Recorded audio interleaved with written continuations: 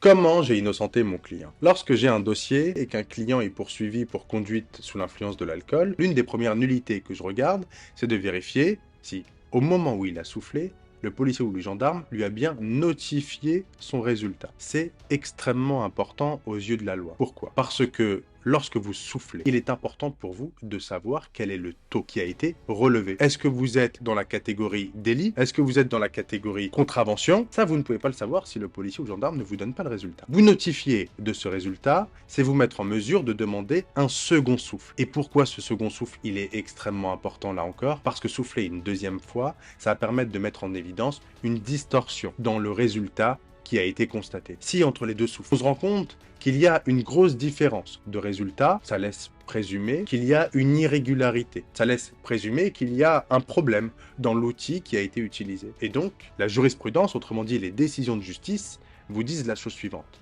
Si on ne vous notifie pas du résultat, cela vous cause un grief, autrement dit un préjudice certain, dont vous pouvez demander la nullité devant les tribunaux et ressortir innocent. C'est ce qui est arrivé pour le mien.